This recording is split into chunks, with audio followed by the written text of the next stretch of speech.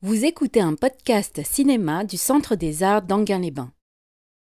Pourquoi revenir à Busby Berkeley ? Pourquoi commencer là ? Pourquoi ne pas commencer au moment où la comédie musicale est mûre ? Et il y a tellement de classiques des années 40, 50. Pourquoi ne pas tout de suite aller dans la couleur, dans ce qui est une forme de plénitude de comédie musicale ? Et pourquoi commencer avec Busby Berkeley, dont on connaît encore le nom, mais dont on ne voit plus tellement les films ? Alors d'abord, ce serait une bonne raison de vous montrer un deuxième, pour ceux qui étaient là il y a quelques années, un deuxième Busby Berkeley, ce serait suffisant.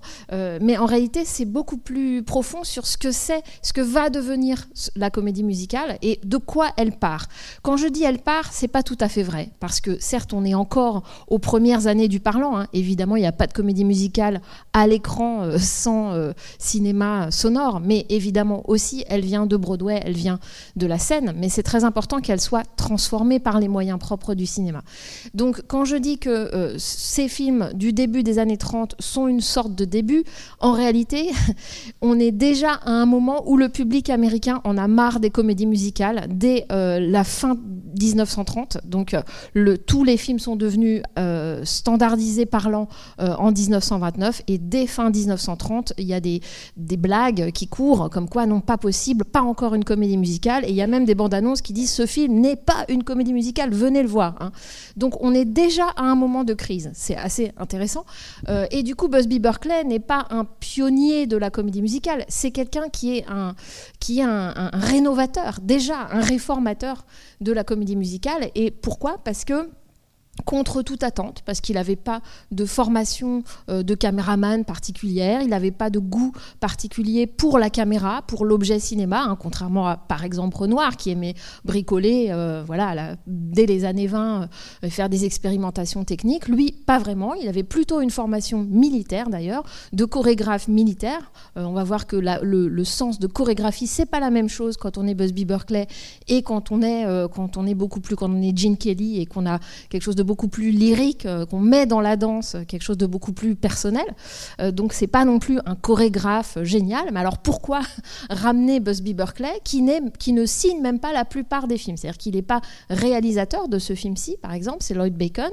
Et puis il y a d'autres films aussi de lui dont on dit qu'ils sont de lui, mais dont il a fait les numéros musicaux. Or, il y en a peu. Donc je vous laisse découvrir quand arrive le numéro musical, quelle forme il a, et comment tout ça est à la fois tout à fait imparfait. On n'est pas dans l'âge d'or véritablement de la comédie musicale, mais pourquoi c'est quand même très important d'avoir cette base. Et quelle est cette base ? Et je pense qu'on peut pas faire un cycle sans avoir ces débuts-là, qui, là encore, ne sont pas des vrais débuts au sens originaire, mais qui sont quand même une forme de modernité qui reste, je trouve, très frappante, et qui parle aussi de l'Amérique, qui parle de la valeur travail de l'Amérique, qui parle d'une taylorisation, qui parle de quelque chose de mécanique, mais qui passe quand même par des corps. Donc, vous allez voir que finalement, c'est très riche, et j'espère que malgré les intrigues toujours un peu poussives, qui sont devenues bateaux aussi de ce type de film du début des années 30, il y a beaucoup à voir et beaucoup aussi à apprécier dans le noir et blanc. Le noir et blanc qui est à la fois très noir et très blanc. C'est pas un noir et blanc de la nuance grise.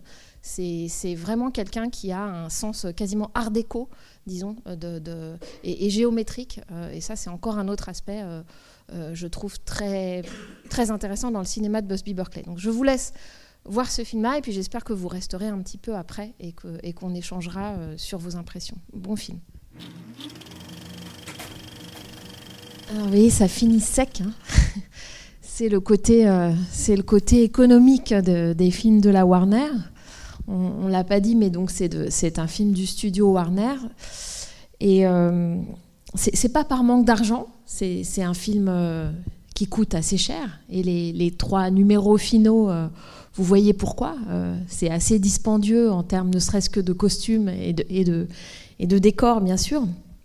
On va revenir à ces 3 numéros parce que, évidemment, que dans les films qu'on va montrer dans la suite de ce cycle, il y aura plus de numéros plus tôt dans le récit. Mais c'est intéressant qu'il soit comme ça réservé pour la fin.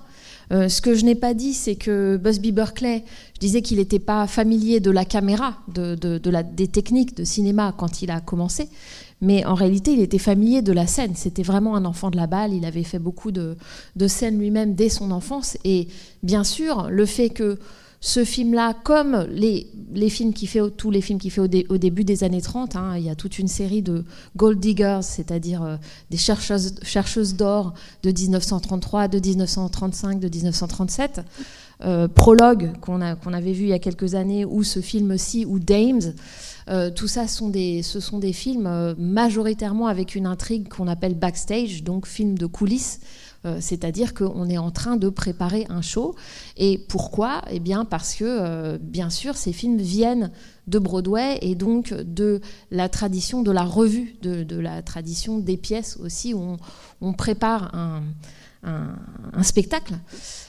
Ce qui est intéressant, il y en a beaucoup des films comme ça, et vous êtes habitués, si vous connaissez les films musicaux plus classiques, c'est-à-dire un peu plus tardifs, que ça devienne, cette intrigue du backstage, elle est restée dans la tradition de la comédie musicale plus tardive. Mais ce qui me semble particulier dans ces films-ci, de Busby Berkeley, c'est qu'on a quelque chose qui peut gêner, enfin ça fait plusieurs fois que je vois, mais ça me gêne de moins en moins à mesure que je le revois, c'est cette façon d'entrelacer ou de mal entrelacer, ça s'est laissé à votre appréciation, le côté couple, on pourrait dire l'intrigue amoureuse, voire les intrigues amoureuses dans celui-ci, mais disons qu'il y a le couple Ruby Keeler, Dick Powell, donc les jeunes premiers, on pourrait dire, on finit vraiment sur eux, et puis les autres intrigues secondaires, mais qui sont aussi des intrigues amoureuses, et puis autre chose qui est souvent perdue dans les comédies musicales suivantes et qui est, je dirais, une façon d'arriver à embrasser aussi la foule. Alors je dis la foule parce que c'est un film que vous avez peut-être vu de King Vidor, un film muet magnifique, parce qu'il y a quelque chose qui vient du muet dans ces films-là et qui ont à voir avec quand même une dimension politique de ce cinéma. Alors que l'intrigue paraît bébête ou alors complètement tournée sur la fabrication d'un spectacle. En réalité, dans la mise en scène même, souvent, vous vous souvenez, il y a des mouvements de caméra. Alors d'abord, bien sûr, il y a toutes ces scènes de répétition ensemble et elles sont vraiment, je trouve, savoureuses et il faudra attendre, même dans Tous en scène, je pense que ça n'a pas cette dimension tactile, enfin, de la réalité de la sueur, de la réalité des vêtements, de répétition, etc., de la réalité d'une espèce d'atmosphère de mauvaise humeur ou de bonne humeur dans une équipe et qu'il arrive à saisir. Et qui va être reprise beaucoup d'ailleurs dans des films alors plus tardifs que l'époque classique et qui sont ces films de, par exemple, comment ça s'appelle, Chorus Line par exemple, hein, Fame, enfin voilà, ces films où on a des écoles de danse, on a des auditions de danse où on est sélectionné ou pas sélectionné, etc. Alors bien sûr, je disais, c'est une intrigue un peu banale, mais pourquoi ? Parce qu'elle est devenue banale, parce que ce sont les clichés qui s'établissent à ce moment-là, à savoir le spectacle, va y avoir des obstacles, l'actrice principale, enfin la chanteuse principale, elle se tord la cheville, il va falloir la remplacer. Tout ça, vous le connaissez. Si vous avez vu des comédies musicales de coulisses, il va y avoir des histoires amoureuses, des rivalités féminines souvent dans la troupe, etc. Sauf que justement, je trouve que là, c'est montré de manière quasi pure. C'est-à-dire que c'est assez sec. Tout y est, mais c'est pas non plus mécanique dans la façon dont les relations sont établies. Il y a, j'allais dire presque, et je pense que ça vient de la tradition Warner, hein, le studio Warner, jusqu'à un peu plus tard où il va devenir plus conservateur, il va se ranger du côté des autres studios hollywoodiens dans son idéologie, on pourrait dire, mais au début, il est caractérisé par des préoccupations sociales, de réalisme social, si on veut. Et d'autre part, ils sont très très bons, vous le savez, pour les films noirs, qui ont une dimension d'ailleurs sociale, même si elle est stylisée dans des films noirs et policiers. Et en fait, je me dis en voyant ce film-là, que d'une certaine façon, on retrouve un peu de tout ça. On retrouve un peu du réalisme social dans toute la première partie. Alors, je ne sais pas si ça vous a marqué, parce qu'après, il y a d'autres choses. L'intrigue amoureuse, les intrigues amoureuses durent un peu. On s'y intéresse ou on s'y intéresse pas, selon qu'on accroche ou pas aux acteurs et aux actrices. Il y a une dimension mélodramatique avec le jeu de Bebe Daniels là, qui joue Dorothy, avec beaucoup de gros plans, ses grands yeux, etc. Et c'est quelqu'un qui vient du muet. Donc il y a une petite dimension de mélodrame là, mais donc on oublie le tout début.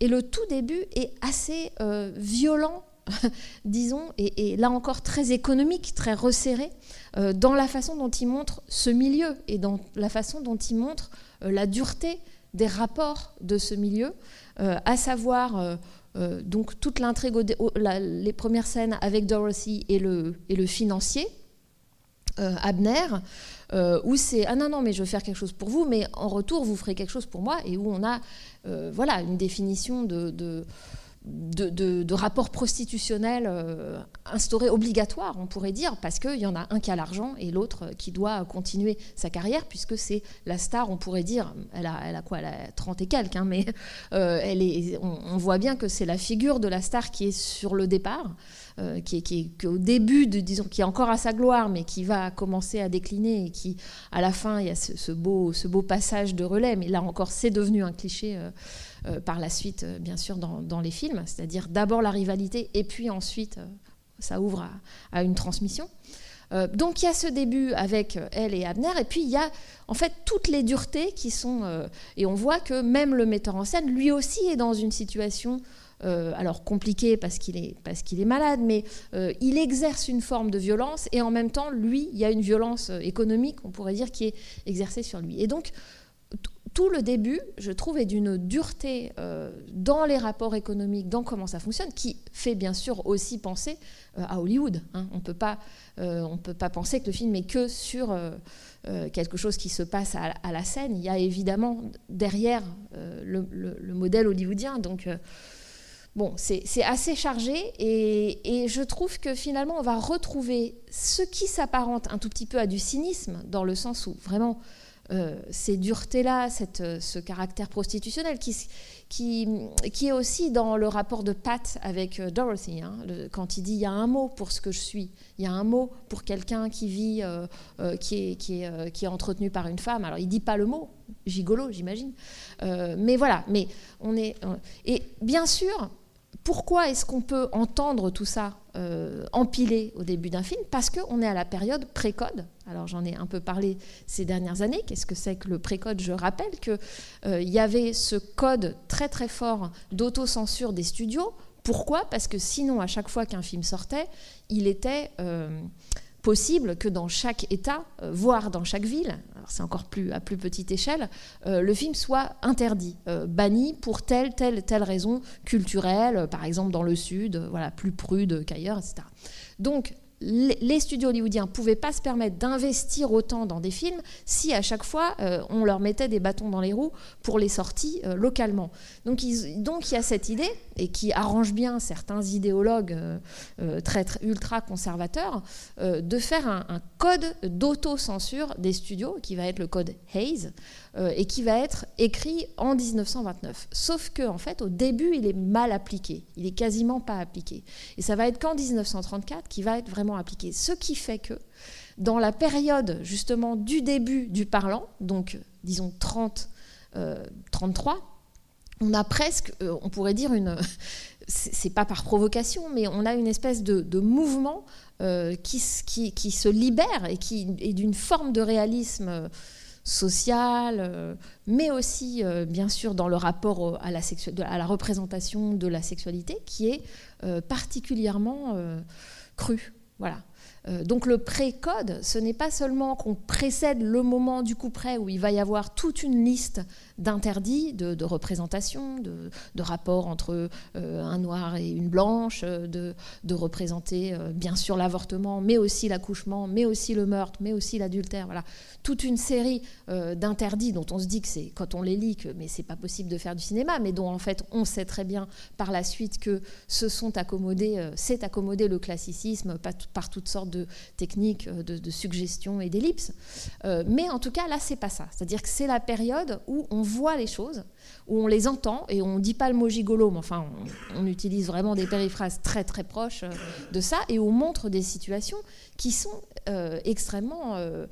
je trouve pas d'autres mots là, crues, violentes, dures, et voilà, et de manière quand même assez réaliste. Et ça, c'est quand même la marque de Warner, et tout ça dans ce film qui est une comédie musicale et qui, en apparence, ne montre qu'un petit milieu qui est celui de la scène. Et juste une petite, pour conclure sur ce développement dans l'idée qu'il y a dans ce film beaucoup d'autres films, d'une certaine façon. Il y a beaucoup de, non pas de genre, mais disons d'aspects de la moire du cinéma, à la fois social, à la fois même noir, d'une certaine façon, parce qu'il y a un rapport à la ville qui est là. Bien sûr, ça va être rassemblé dans le morceau final, le ballet, si on peut dire, final 42nd Street, puisque ça parle de New York, ça parle de la grande ville, et où, avec tous ces mouvements de caméra qui rentrent et qui sortent du building, vous voyez qu'il y a le petit film noir, il y a tout ça, il y a le film social, mais qui sont dans ce medley final, qui sont là aussi. Donc c'est aussi Hollywood, c'est aussi le studio Warner qui arrive dans un numéro à tout ramasser. Petite chose sur la traduction, quand elle chante des femmes des années 50, des jeunes filles des années 50 et des femmes plus mûres des années 80, évidemment c'est une erreur d'adaptation. Hein, c'est alors de 1933. Et alors, ce ne sont pas des femmes nées dans les années 1850 ou les années 1880, c'est les jeunes filles des rues 50, de la 50e et jusqu'à la 59e, quartier de Manhattan, et des 80. Alors, 80, c'est plus chic déjà à l'époque, donc Uptown, voilà, qui sont plus cossues, des bourgeoises qui sont non moins entreprenantes. Voilà. Donc, bon, ça c'est une petite erreur de traduction, mais on va sans doute revenir à ces numéros finaux parce qu'ils sont assez impressionnants. Mais déjà, moi, ce qui me frappe, c'est quand même ça, c'est-à-dire comme on arrive dans une forme qui est connue, la comédie musicale pourrait être artificielle, non réaliste, enfin tout ce qu'on veut, et ce qu'elle est, de fait, il y a un poids de réalité très fort, plus fort en tout cas au début des années 30 dans ce type de film que par la suite, me semble-t-il. Oui. Oui, bonsoir. Est-ce qu'à l'époque, en 1933, la 42e rue était déjà une rue qui a été appelée dans les années 50-60 une sacrée rue à New York? Parce qu'on voit dans le ballet final même un meurtre. Ouais.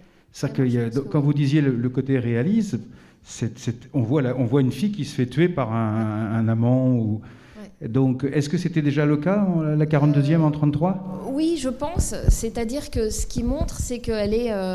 Elle est populaire, il se passe beaucoup de choses. C'est à la fois, ça va être le quartier des spectacles, mais en même temps, pas du tout chic. Et je pense que ça laisse aller rester jusque dans les années 80, début des années 80, fin des années 70. C'est plus tellement ça. Alors on pourrait dire, si vous y êtes allé, c'est vulgaire. Ça reste les néons, les choses des spectacles de rue, etc. Mais c'est complètement nettoyé par rapport à ça. Et non, je pense que c'était déjà plutôt ce que c'était jusque dans les années 70. Ouais. Mais c'est une célébration, bien sûr, de ça aussi, qui est, me semble-t-il, une célébration comme je disais, d'une idée du cinéma aussi, hein, selon Warner, ou en tout cas, puisqu'on n'est pas vraiment dans un cinéma d'auteur. Mais est-ce qu'il y a d'autres remarques liées à ça? Ouais. Pour faire une remarque au passage, je trouve ça hyper intéressant ce que tu as dit sur la manière de rendre compte finalement de la société, en fait, des problèmes de société, des rapports d'argent, en fait, finalement, et surtout des rapports de la manière dont l'argent va structurer les rapports, en fait, entre les gens. Et finalement, c'est aussi la question de la production, enfin, c'est-à-dire en gros, voilà, qui paye, qui travaille. Et, oui, sur le travail. Ce que je veux dire, c'est que voilà, et on a quand même, moi, ce qui me frappe, c'est l'exigence de performance en fait des corps, et ça rend en fait les numéros très très beaux et très tristes à la fois, parce que on voit un corps en fait qui est obligé d'être ultra performant, de pas se planter, sinon il perd son job, il perd l'argent. Et, au fond, c'est quand même assez horrible. C'est assez horrible. Alors, j'exagère, mais voilà. Avant d'en arriver au jugement idéologique, effectivement, c'est une valeur de l'Amérique qu'on voit. C'est-à-dire, c'est pour ça que se rejoue quelque chose de très américain, comme quand on voit un western ou autre, et qui est, et ça va se porter dans toutes les comédies musicales américaines après, et qui est effectivement le rapport corps-travail.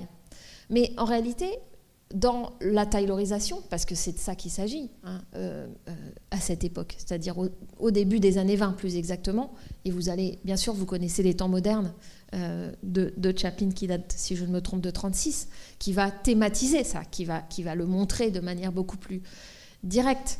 Mais ce rapport, disons l'exploitation des corps par le travail, la mécanisation du travail, le fait qu'on ne produit pas quelque chose comme un artisan qui serait un objet à soi et qu'on pourrait vendre après, mais qu'on fait partie d'une chaîne, qu'on fait partie d'une machine et qu'on doit être performant parce que sinon tous les autres maillons, toute la machine peut se gripper. Effectivement, c'est le système du show.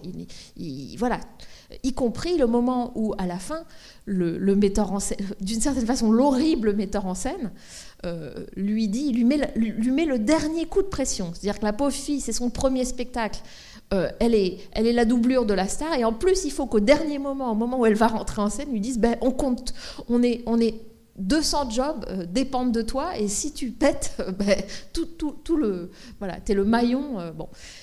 Alors, oui, c'est horrible d'une certaine façon, mais si on le regarde d'une autre façon, c'est cette dimension politique du film qui, à mon avis, manque de certaines comédies musicales suivantes qui sont beaucoup plus autour du couple, et quelque chose de plus lyrique, du rapport personnel du danseur à son espace, à sa danse, à l'autre, etc., et qui sont une forme de collectif. Et c'est pas seulement être un seul maillon d'une machine, c'est quand même aussi, alors avec des guillemets peut-être, mais une forme de démocratie. C'est-à-dire que ces gens, ces corps, ces travailleurs et ces travailleuses, n'empêche qu'on les voit.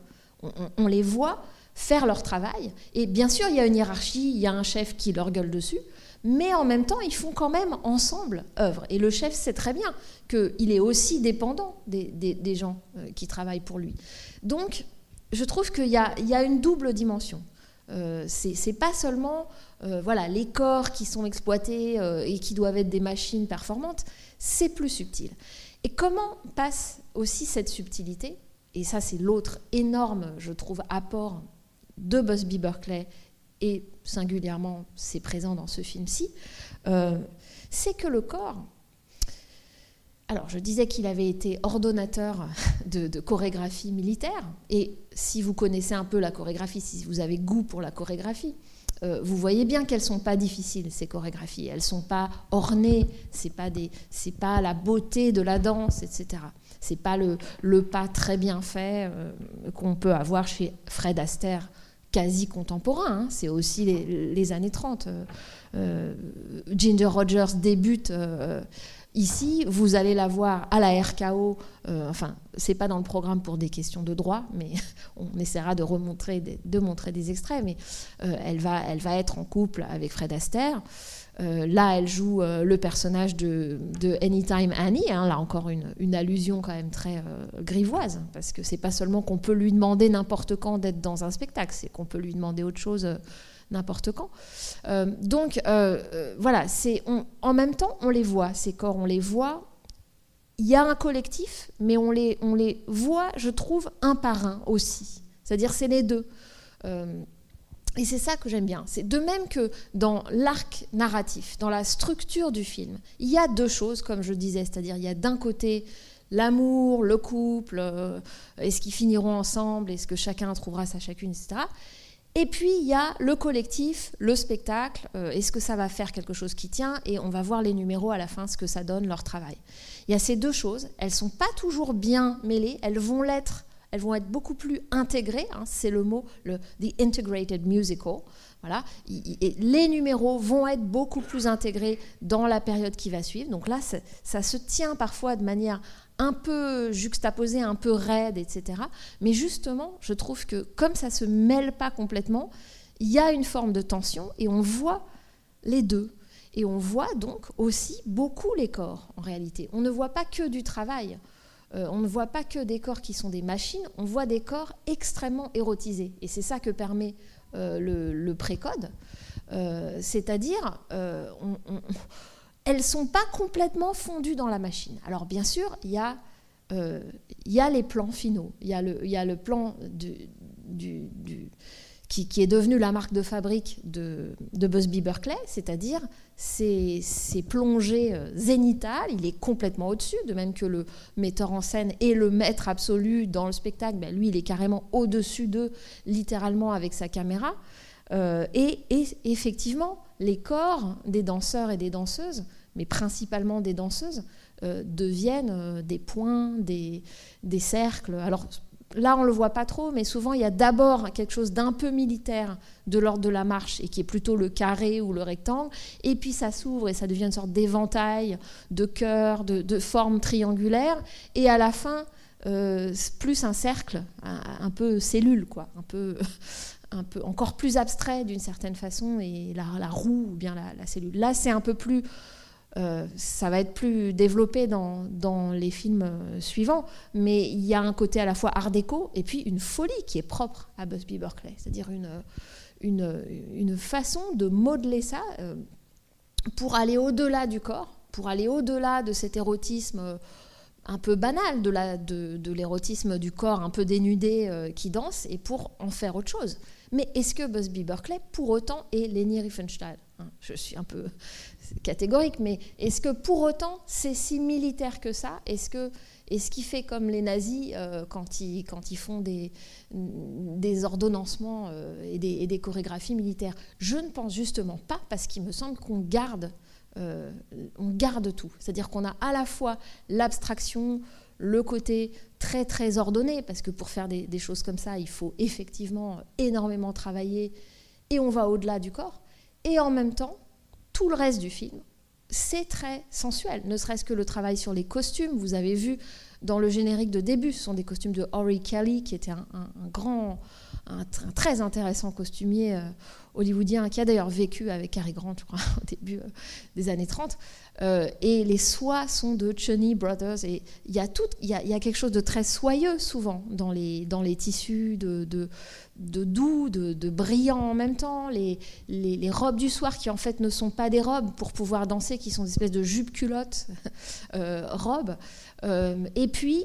Ruby Keeler, donc la jeune première, qui a toujours ses manches ballons, qui sont associées à une forme d'innocence et à une forme de naïveté qu'elle a. Elle joue avec les grands yeux au début, quand on lui fait prendre les toilettes des hommes pour le bureau du directeur. Voilà, donc il y a ce travail-là de singularisation malgré tout des corps. Donc ça, je trouve que c'est pas aussi simple que de dire voilà, c'est une machine et on fait travailler l'ouvrier danseur. Il y a une forme d'érotisme, alors bizarroïde, parce que la caméra, c'est extrêmement osé, cette caméra qui à la fois, elle peut prendre de la hauteur à tel point que les gens sont plus des gens, sont autre chose, et en même temps, elle peut passer entre les jambes des danseuses. On voit le dessous, et tout ça va devenir une figure de mise en scène dans la comédie musicale, le crotch shot, le plan d'entrejambe quand on lève la jambe pour faire le cancan.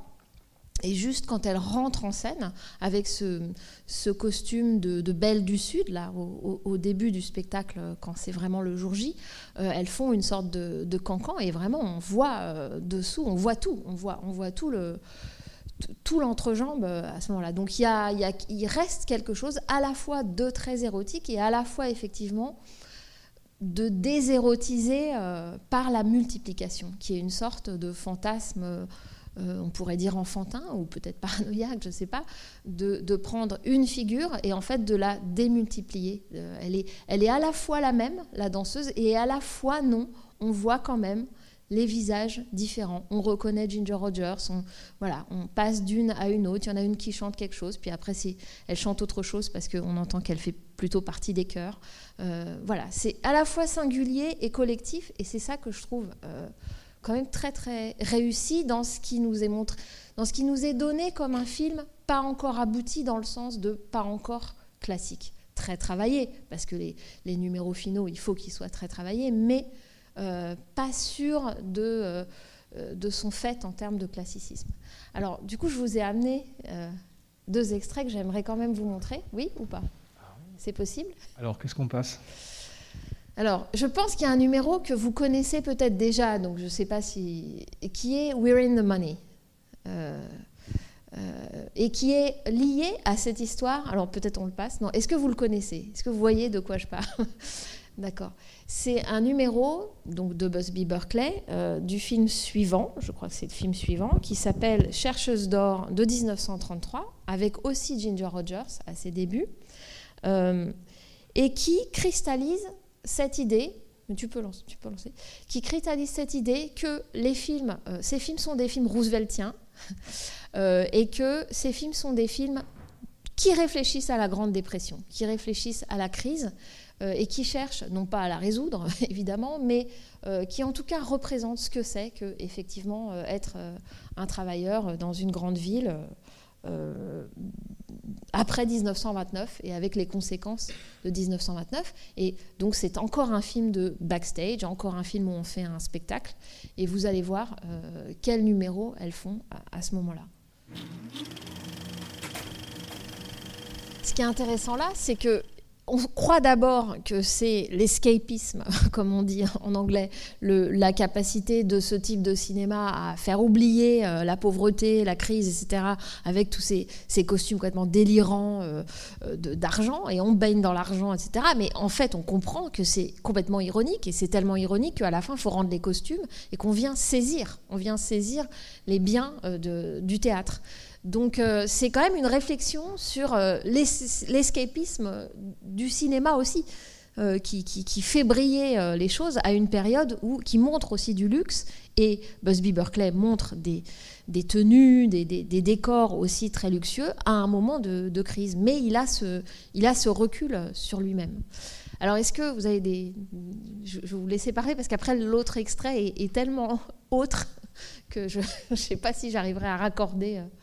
Est-ce qu'il y avait des interventions ou des questions? Moi, je voulais revenir sur 42e rue. Je trouve que les chorégraphies font penser à l'art déco, et aussi au kaléidoscope. On a ces transformations comme ça. Et puis, pour revenir au social, je trouve que ce qui est très bien montré, c'est le casting, et on imagine effectivement la difficulté à travailler, parce que moi je trouve que ce qui est bien montré, c'est qu'ils veulent tous avoir les rôles, quoi. Ils sont fébriles, voilà. Et c'est vrai que c'est rare les films où on montre avec autant de dureté la difficulté à travailler en général et dans ce milieu en particulier. Mais ça a continué quand même de montrer ça. Oui. D'ailleurs, même La Fièvre du samedi soir va reprendre ce type de... C'est-à-dire des rapports de classe. On a vu... Alors, c'était quand? Renoir. Ça y est, je m'y perds, il y a 2 ans. Ah oui, French Cancan. French Cancan. Oui, et French il Cancan. est clair que French Cancan, Renoir, alors c'est 53, il a vu les comédies musicales américaines. Il est devenu américain en 41.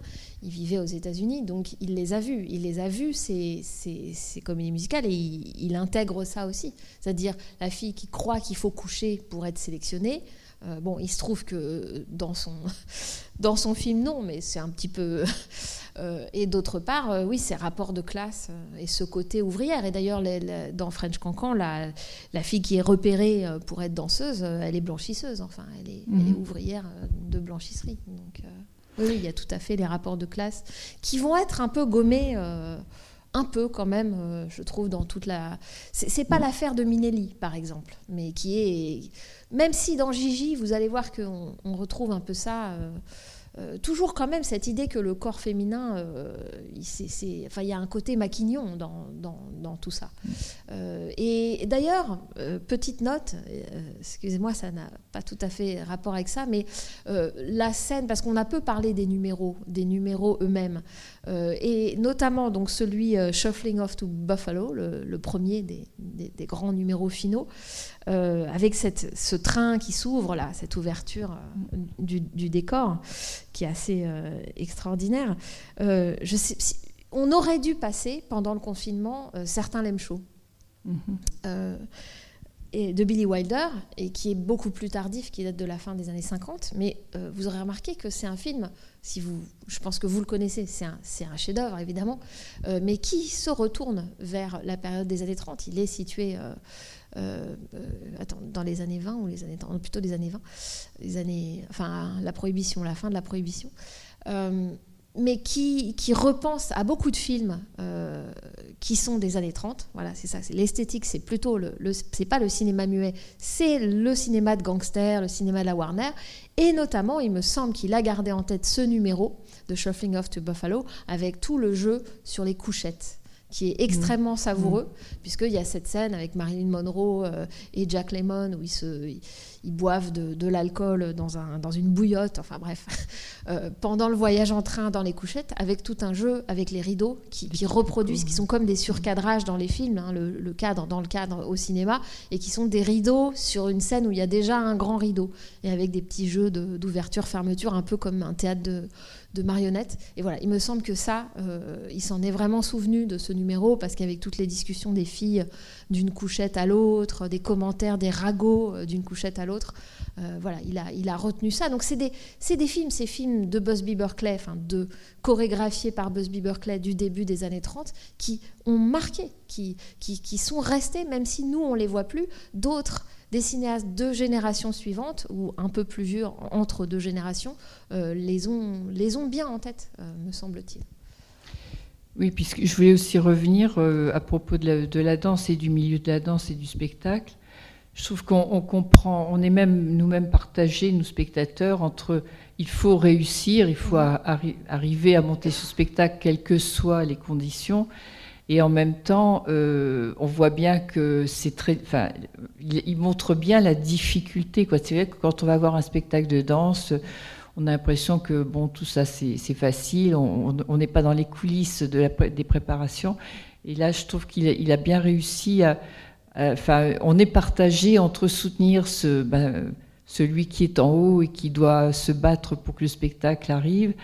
Et puis on a envie aussi de soutenir ceux qui sont au bout de la chaîne, et puis c'est eux qui doivent tout donner finalement. Alors là, on est partagé entre le patron et l'ouvrier. Voilà, c'est ça. Mais c'est pas tout à fait ça, parce que il nous apparaît pas complètement comme un patron. Et c'est peut-être pour ça qu'il nous est montré comme malade, ce qui est complètement controuvé comme dans l'intrigue. On n'avait pas besoin qu'il soit en plus mourant. Mais peut-être que c'est pour ça qu'il est montré comme ça. C'est-à-dire que il y a toujours quelqu'un au-dessus. On n'est jamais vraiment le patron, même quand on gueule très fort et que on est effectivement le metteur en scène.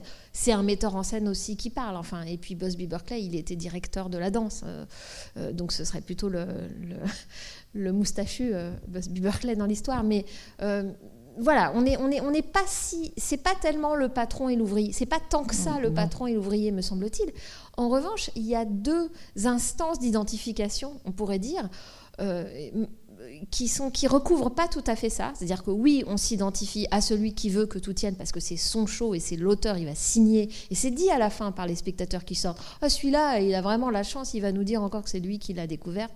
Il va prendre tout le crédit pour lui. Hein. Il va jouer les auteurs alors qu'au fond, c'est quelque chose de collectif. Mais ça, c'est mis dans le film.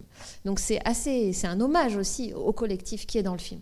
Mais il y a une double identification qui recouvre pas tout à fait celle-là, me semble-t-il, et qui est s'identifier au personnage, j'allais dire psychologiquement, dans les histoires d'amour, l'homme, la femme, qui a raison, qui a tort de partir, de rester, de balancer son verre, de se prostituer plus ou moins ou pas, etc., de sortir avec le financier ou pas. Bon, tout ça, c'est-à-dire des identifications. Et puis il y a une autre type d'identification qu'on a en même temps en tant que spectateur, et qui est celle du spectateur qui serait dans la salle en train de regarder un spectacle. Et là, c'est pas la même chose. C'est-à-dire que là, nous, ce qu'on veut voir, c'est une chorégraphie, c'est entendre la musique, c'est que tout soit réglé. Donc on a, nous, ce côté Riefenstahlien, militaire en tout cas, qu'on veut pour voir un spectacle musical. Et on veut les deux. C'est-à-dire qu'on veut à la fois quelque chose de narratif et à la fois autre chose qui est la musique, la danse. Et ce qui est beau ici, c'est que voilà, c'est montré, c'est posé, il y a les deux. Et je dirais même que les deux sont presque incarnés par les deux personnages de Jeune Premier. Parce que, vous vous souvenez, Dick Powell, il dit « Ah oui, je dois danser dans le spectacle, mais en fait, tout le monde se moque de lui, c'est un éléphant, il est comparé à un Ford Model T, un camion des années 30, etc. » Donc, en fait, il danse, mais il est censé être le chanteur. Il est le Jeune Premier plutôt qui chante. Et elle, c'est l'inverse. Elle dit les claquettes, je fais que ça, je connais que ça. Et par contre, elle a de la difficulté quand elle doit apprendre à chanter. Et donc, en fait, le film, c'est l'alliance du chant et de la danse. Là encore, ça nous est montré à la fois comme le couple, ça fait couple, et en même temps, on voit bien les éléments distincts. Et c'est ça que j'aime bien. De même qu'on s'identifie de manière différente. Une comme spectateur de théâtre, on pourrait dire, enfin de stage en tout cas, de scène, et puis une autre comme spectateur de cinéma, qui se projette dans des personnages, et dans des psychologies, et dans des histoires d'amour. Et il y a les deux. Et c'est assez beau, assez limpide, cette clarté-là. Oui, puis nous, en tant que spectateurs de cinéma, on a besoin que le spectacle dans le film aboutisse, sinon on ne va pas le voir. Oui, c'est pour ça que c'est pas si mal, cette idée de le garder pour la fin. Alors que par la suite, souvent, on se dit « Oh là là, non, le public va s'impatienter, il a payé pour une comédie musicale, il faut que pendant qu'on prépare le spectacle, on voit des répétitions abouties. Sinon, ça va pas aller. Il faut qu'on voit une audition pleine, qu'on voit vraiment... » Et là, non, il tient jusqu'au bout. C'est assez étonnant. Ça, ce sera plus fait par la suite. Flashdance et tout ça, on les voit toujours danser assez tôt, même quand ils répètent tout seuls devant leur miroir, on a toute la musique en off, etc. Et petite note sur la danse elle-même, vous avez sans doute noté qu'il y a un faux raccord dans 42e rue, quand elle se met à faire des claquettes très sérieusement, quand elle a ses chaussures de claquettes, cette fois-ci non plus à très haut talon, mais beaucoup plus plates. En fait, il paraît que ce film est le dernier pour lequel on a enregistré les claquettes en son direct. Et là, moi, j'ai l'impression qu'elles sont en bois, alors que d'habitude, elles étaient en métal, et que c'était le métal aussi qui a posé problème, et que c'était trop fort, c'était trop dominant dans la prise de son. Et donc, par la suite, les claquettes vont être doublées, mais attention, les claquettes de Fred Astaire doublées par Fred Astaire lui-même. Donc il refait les pas exactement, lui, pour avoir le bon son des pas. Mais quand même, là, on l'entend très bien, c'est très différent. Le son qu'on entend quand il y a le plan sur l'enchaînement de claquettes, et puis ensuite on cut, et on a le raccord sur la fin de l'enchaînement, mais on ne voit plus ses pieds. Et on sent bien que c'est un petit peu hétérogène, mais justement, c'est une curiosité du film qui participe aussi du côté réaliste, concret, direct, qui va se perdre ensuite par la suite. Oui. Et justement, je crois qu'il y a les Oscars entre autres du meilleur son. Ah oui, alors ça, je ne sais jamais, les Oscars. Je crois qu'il a été nominé pour meilleur film, mais qu'il ne l'a pas eu. Ah bon. Alors, vous voyez. Ah, il l'a eu ? Ouais. Je sais qu'il a eu un grand succès. Ça, c'est... Oui. Ah, de toute façon, bien sûr, il fait partie de... toute la série des films Busby Berkeley là, sont conservés à la Bibliothèque du Congrès. À la Bibliothèque du Congrès, contrairement en France où il y a un dépôt légal, donc la Bibliothèque du Congrès, malgré tout, c'est une sélection de ce qu'on considère comme étant patrimoine nécessaire pour l'Amérique. Et effectivement, cette série de films en fait partie. Donc, que ce soit les films de Lloyd Bacon, de Busby Berkeley ou de Mervyn LeRoy, tous ces films qui sont chorégraphiés, en tout cas par Busby Berkeley. Alors, je vous ai amené juste un dernier... Alors, non, vous voulez allez-y, si vous avez des interventions, n'hésitez pas, parce qu'après, je sais... Oui ?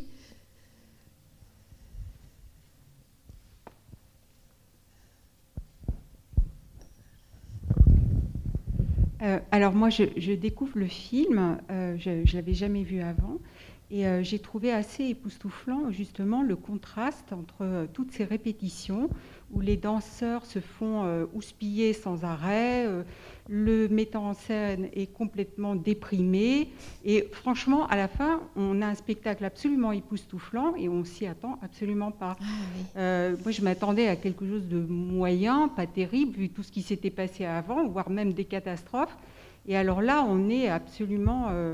oui, c'est ça le mot, époustouflé par toute cette inventivité dans les scènes de danse, les décors, même les costumes, c'est assez fabuleux. Et il y a quand même un suspense qui a été, comme vous disiez, gardé jusqu'au bout. Et notamment la scène incroyable avec tous les buildings, on les voit monter. Oui, c'est très beau, ça. Et quand ils se retournent, on a ce décor... incroyable, enfin ça c'est très très bien fait, je trouve. Oui, c'est très beau ce moment où on les voit porter leur petit tableau noir de dos et on se dit tiens c'est un peu bizarre, il y a un côté, on ne sait pas encore tout à fait ce que c'est mais on commence à comprendre. Je pense que dans la temporalité des numéros, c'est important ça, c'est-à-dire que nous, notre travail de spectateur, comme c'est quand même très complexe du point de vue de la scénographie et aussi des mouvements de caméra qui sont complètement... C'est pas lui qui a inventé que la caméra puisse être mobile comme ça ou qu'elle puisse faire une plongée, mais c'est absolument lui qui l'a systématisé. C'est ça qui est étonnant.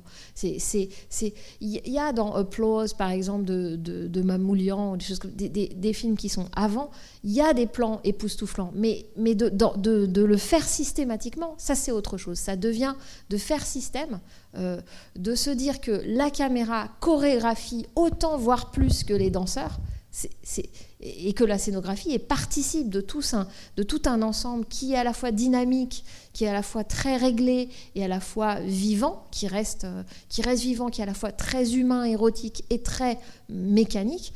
Tout ça, c'est vraiment lui qui le cristallise, Busby Berkeley, parce qu'il le systématise. Mais ce que vous dites sur les... D'abord, effectivement, je trouve ça très beau, le truc de la ville avec les buildings, je trouve ça aussi très, très... très réussi, mais quand vous dites que c'est un suspense, plus exactement, c'est une surprise, justement. Oui, c'est pas un suspense, c'est presque le contraire du suspense. Quand même, on a envie de savoir comment ça va se passer à la fin, mais oui, ça c'est le système une vraie du surprise, musical. Voilà. Tout à on fait. s'attend pas à ce que ce soit aussi bien. Tout à fait. Mais ça, c'est parce que vous ne faites pas partie de cette catégorie de gens dont je fais partie, qui est les pires decks, les pires des cas, de toujours se dire d'être pessimiste, comme ça, si on se réserve une surprise, si ça réussit, on sera d'autant plus content parce qu'on sera surpris, vous voyez. Et c'est vrai que c'est ce système-là qui est choisi dans le scénario. C'est assez... mais comment dire ? Pourquoi c'est osé ? Parce que ça crée une forme d'hétérogénéité. C'est ça qui est non classique dans ce film, qui est pré-classique, si on veut.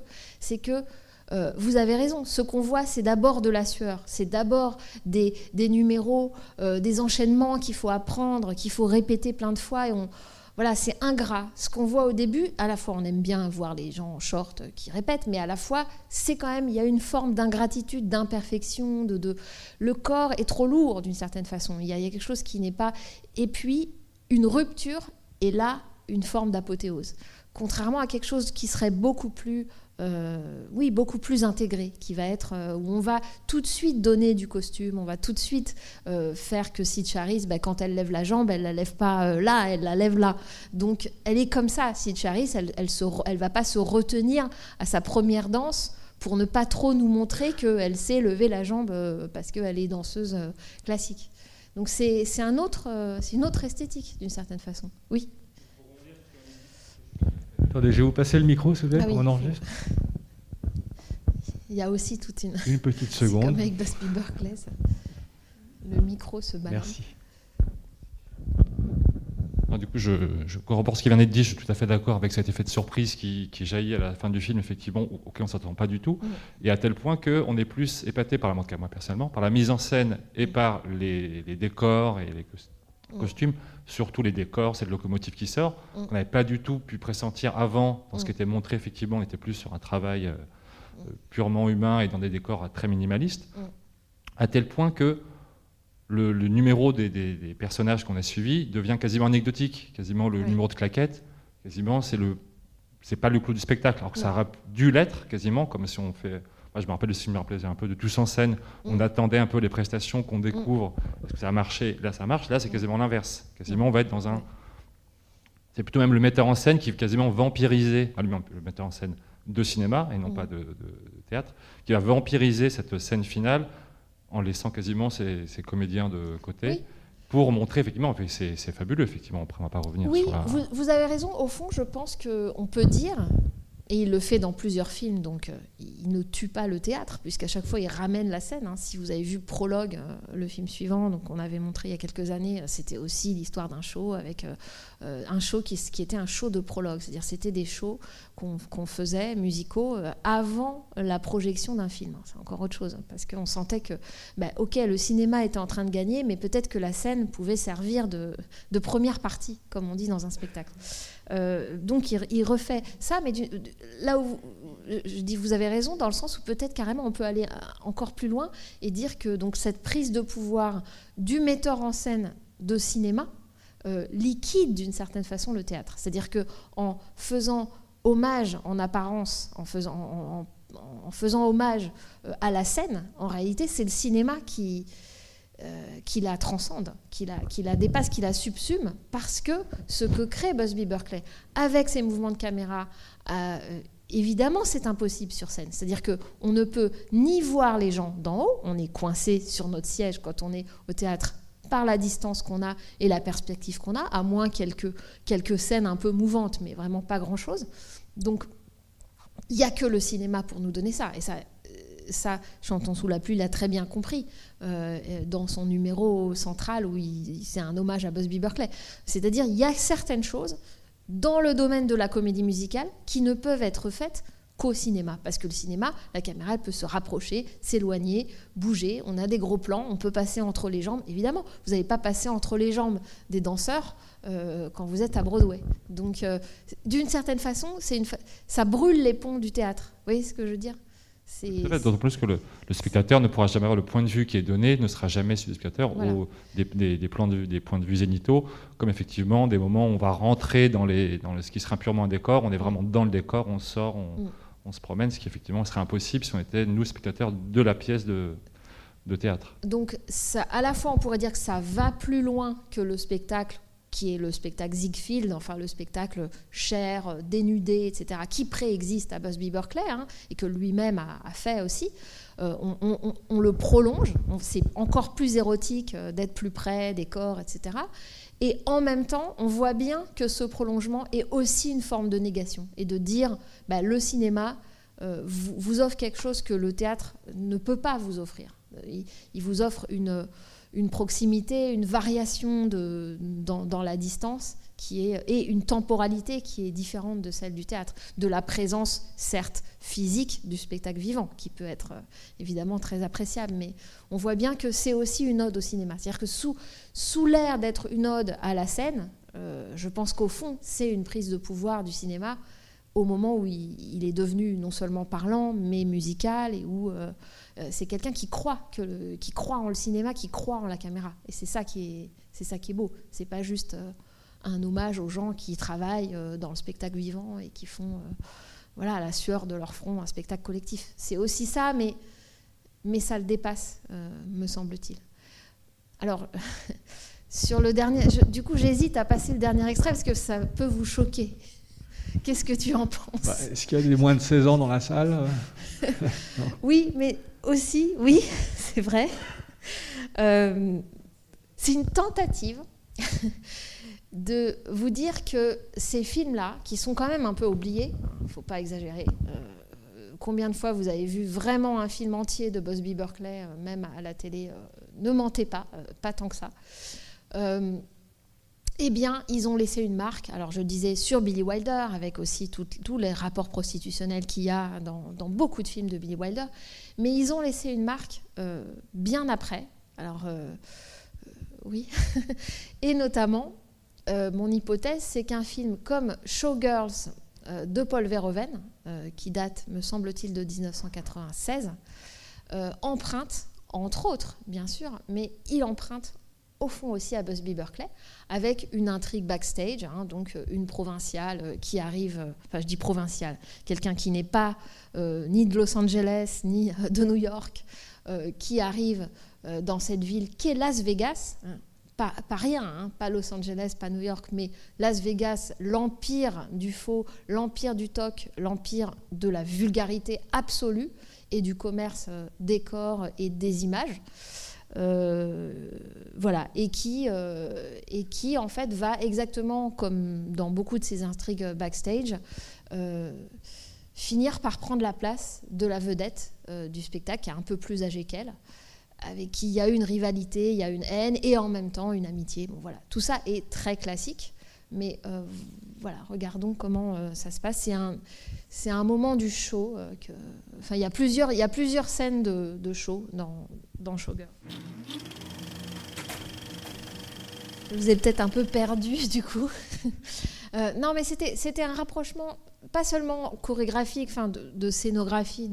Évidemment, c'est pas du tout filmé pareil. Et moi, je trouve assez triste qu'on puisse plus vraiment faire des plans d'ensemble, de très grands ensembles, tout en restant cinéma. Je pense qu'on a peur de quelque chose qui serait le théâtre, d'une certaine façon. Mais là où je trouve ça proche, outre l'intrigue, dont on voit bien que c'est une intrigue de rivalité et de remplacement de l'autre par sabotage d'une des danseuses, ce qui me frappe, c'est justement le fait qu'une fois que la couleur est là, une fois que le code Hays, alors là on était avant le code, là on est bien après le code, mais ça se rejoint d'une certaine façon, c'est-à-dire montrer aussi une forme de vulgarité, de montrer la surface, montrer la peau, montrer la lumière qui se reflète toujours sur des matières extrêmement brillantes, extrêmement cheap, enfin d'une certaine façon, et en même temps très très lumineuses, qui reflètent énormément. Et je trouve qu'il y a quelque chose de proche des choix de Busby Berkeley d'une certaine façon. C'est-à-dire à la fois cette crudité et quelque chose de très physique dans les corps, qu'un corps qui danse, faut le soulever, qu'il a une épaisseur, qu'il a une... Voilà, on voit même la cellulite, enfin bon, c'est très... ça va... Et en même temps que... Alors, vous n'avez pas vu tout le film, mais il y a une forme de perfection, malgré tout, dans le côté très réglé des numéros, dans les corps, dans la non-corpulence, on pourrait dire, de certains corps. Et voilà, je trouve que quelque chose, d'une certaine façon, est là, et qui est de ne pas forcément... dont on ne sait jamais si c'est une critique de la vulgarité, si on recherche une forme de légèreté, de transcendance de toute cette lourdeur et de toutes ces horreurs des coulisses, ou si, au contraire, d'une certaine façon, on s'y complaît ou on s'y plaît. Et c'est indécidable. Et peut-être que c'est ça, Las Vegas, je ne sais pas, mais en tout cas, de ne pas tout de suite asséner quelque chose d'idéologique sur la surface, que la surface, c'est pas forcément... Voilà, c'est pas forcément rien. Et le superficiel, ça n'est pas forcément rien. Et ça, ce sera quand même aussi une leçon, j'espère, qu'on pourra tirer de comédies musicales à suivre, qu'on montrera. Et ça peut me faire une toute petite fin sur pourquoi venir voir le film suivant, qui est, j'allais dire, parce qu'il y a un lapin en peluche dedans, d'une certaine façon, puisque c'est un film qui s'appelle Parade de printemps et qui donc se passe en partie à Pâques. Et je voudrais aborder avec vous le fait que la comédie musicale ne craint pas le ridicule. Non seulement qu'elle ne le craint pas, mais que c'est l'un des genres qui l'embrasse le plus. Peut-être avec l'horreur, mais ce n'est pas trop ma partie. Mais elle a peut-être des rapports avec le film d'horreur d'ailleurs. Mais en tout cas que c'est un genre qui ne craint pas, voilà, ni la surface, ni une forme de ridicule. Et voilà, j'espère que Parade de printemps vous attirera malgré tout. Donc c'est un film avec Judy Garland et Fred Astaire, dont je vous ai dit qu'il ne sera pas là dans sa période années 30 dans le cycle, mais j'essaierai de vous apporter quand même des extraits en plus de lui. Et pour l'anecdote, Parade de printemps devait être avec Gene Kelly. Donc on aurait eu un couple Gene Kelly, Judy Garland, et voilà, on va voir ce que ça fait de remplacer Gene Kelly par Fred Astaire dans une comédie musicale. Voilà, merci pour votre patience et à la... Alors, merci fois Charlotte. Et donc, prochaine. le Parade au printemps sera le 17 novembre. 17 novembre. Voilà. Et juste au passage, vous avez tous vu la bande-annonce, mais la semaine prochaine, on va vous proposer Tralala des Frères Larieux, parce Ah que oui, absolument. il y a finalement un petit revival comédie Car musicale. La comédie musicale n'est pas morte Voilà. suite à Demi et consorts en France, et surtout suite à la décision du CNC, du Centre national de la cinématographie, de proposer une subvention spécifique pour la comédie musicale. Quelle idée! Donc voilà, ça a donné des idées à quelques producteurs, et je trouve Tralala dans son genre et dans son pays très réussi. Donc j'espère que vous viendrez le voir et qu'on s'en reparlera la prochaine fois. Bonsoir.